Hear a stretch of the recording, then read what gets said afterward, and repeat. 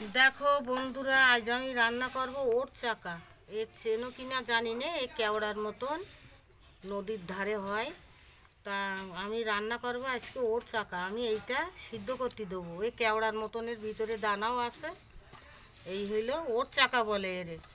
আবার কেউ চাক কেওড়াও বলে, সব রকম বলে। তবে দু রকম নামের, একটা ওট চাকা, একটা হলো চাক কেওড়া। এই কেওড়ার মতনই দানা আছে। আমি এটা সিদ্ধ করে নেবো।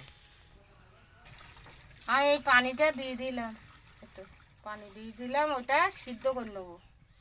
আমি এই ওট চাকাটা দিয়ে দিলাম, দিয়ে সিদ্ধ হওয়ার পরে আমি এই মুখটা ছাড়াই নেবো।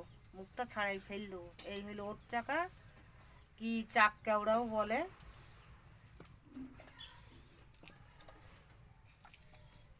সিদ্ধ করে নেবো। সিদ্ধ করার সময় আমি দিয়ে দিলাম লবণ। সেদ্ধ হয়ে গেলি তাই আমি দেখাচ্ছি। এবার আমি একটু ঢেকে দিলাম, এটা সেদ্ধ হোক।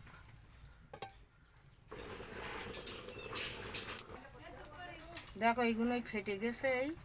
এবার আমি এইগুলো হাত দিয়ে একটু চেপে চেপে নেব, আর ওই ইয়ে করব, একটু ছেঁকে নেব। এই ফেটে গেছে, এর ভেতরে দানা আছে, সব ফেটে গিয়ে দেখো কি সুন্দর ফেটে গিয়ে সেদ্ধ করিস। এবার আমি নামাবো। আমি নামালাম, এটা ঝুড়িতে ঢেলে দিলাম। এবার আমি হাত দিয়ে চেপে একটু ওর শ্বাসটা নেবো, ভিতরে দানাটা ফেলে দেবো। এটা আমি একটু ঠান্ডা পানি দিলাম। এগুলো খুব গরম, বিশাল গরম। আর এই মুকুটিটা এই গরম খুব, ধরা যাচ্ছে না। এই হইল ওর মুকুটিটা, এই কেওড়ার মতো।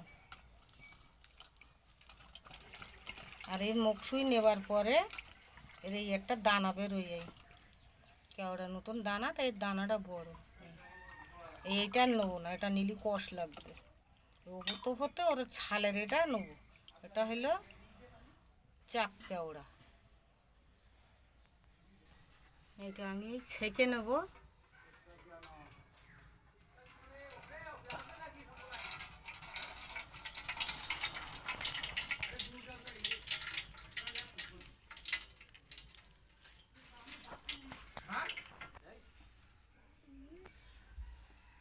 এই যে ছেঁকে নেবো হয়ে গিয়ে এই দানাটা না, এই আমি বাদ দিছি। আর ওইটা সব দানা টানা ছাড়াই নেওয়া হয়ে গেছে। আমি এবার তেলের উপর দেবো।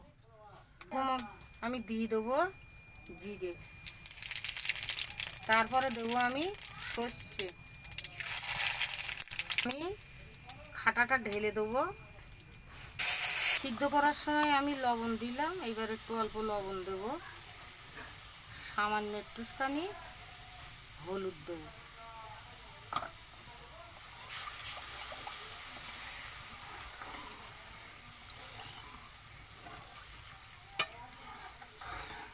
এবার আমি দিয়ে দেবো একটু অল্প চিনি। প্রথম খানিকটা দিয়ে আমি দেখবো।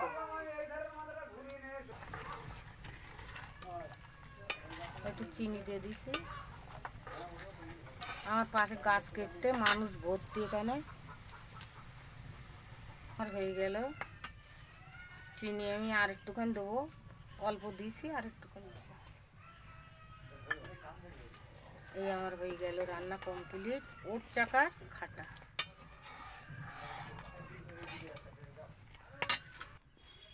ওট চাকার খাটা আমার এই কমপ্লিট। ওট চাকাও কিংবা চাক কেওড়া, চাক কেওড়াটাই বলা ভালো।